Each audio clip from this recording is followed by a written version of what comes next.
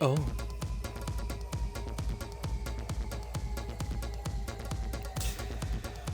Oh, this is despicable.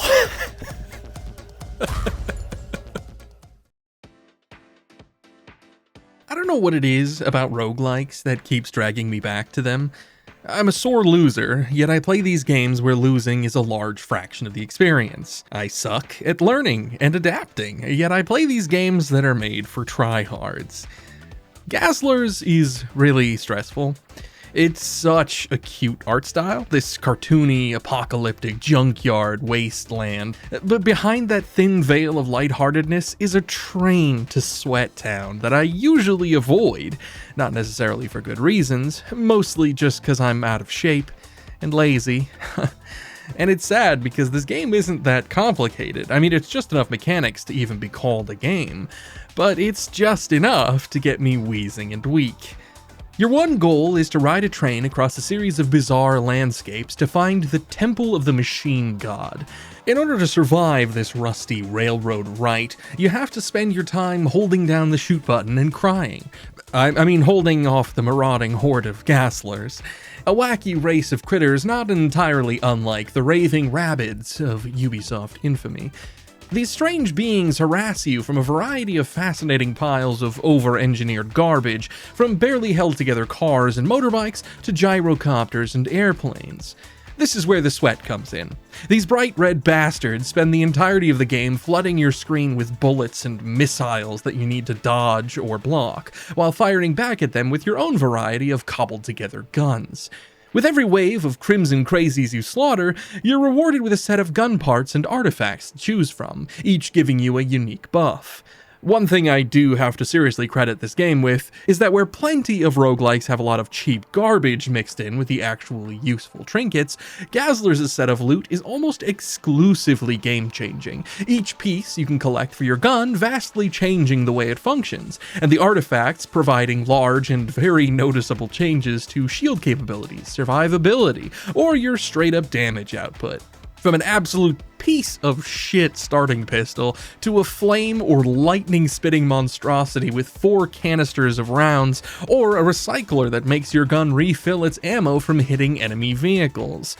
It's quite a delicious list of garbage to stick together, and it definitely makes the ride a little more, well, possible, honestly.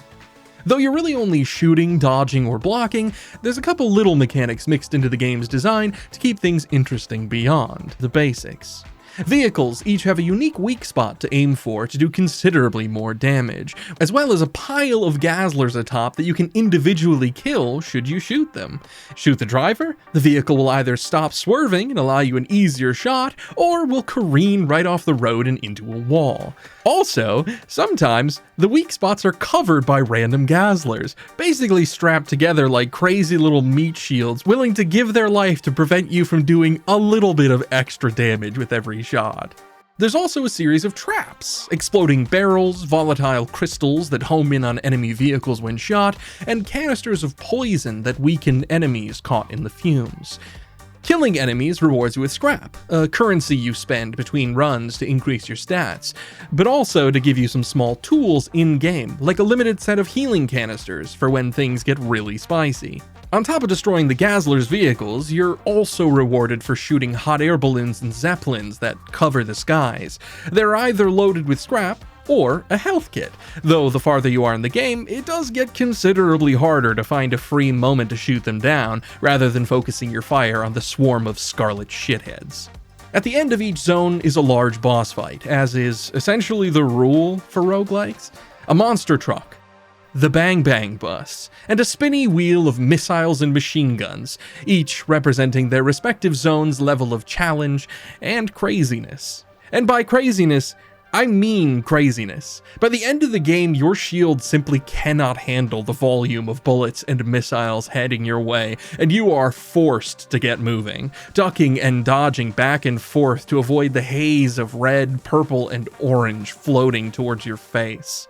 It's an incredible visual display of color, certainly, but also an incredible strain on my back and knees, given how quickly and consistently I'm needed to be throwing myself out of the way.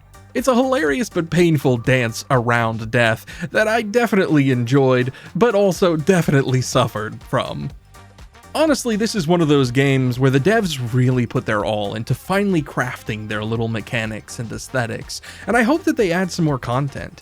Though I'm getting more and more drained by all the roguelikes I've played, especially with the inundation of survival roguelikes on Steam and now mobile devices, it is cool to see that there's still some with a ton of charm and polish to hold them together. And to absolutely destroy my entire neck and spine.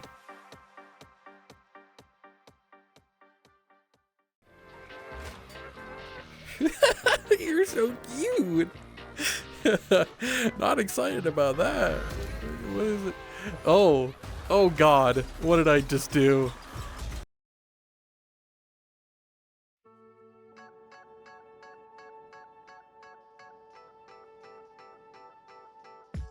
And there we have it, the end of the video. Thank you so much for watching, and thank you so much for sticking around for, now we're gonna say thank you to the members. Hello, Artemis and Shore. Thank you both, as always. You two have been sticking around together for a while now with your support, and I appreciate it so very much. I'm gonna try to move from writing individuals a little letter at the end of these videos every time, just so that you guys don't get sick of me saying the same damn things over and over again. But seriously, thank you, Artemis, and thank you, Shore. It really means a lot to me that you guys are still here, still telling me with your wallets that what I'm doing here is actually worth your time. I appreciate it. I appreciate you guys. I appreciate everybody that watches my videos. And I hope you all have a wonderful rest of your day and or night. And we'll see you next time. Bye.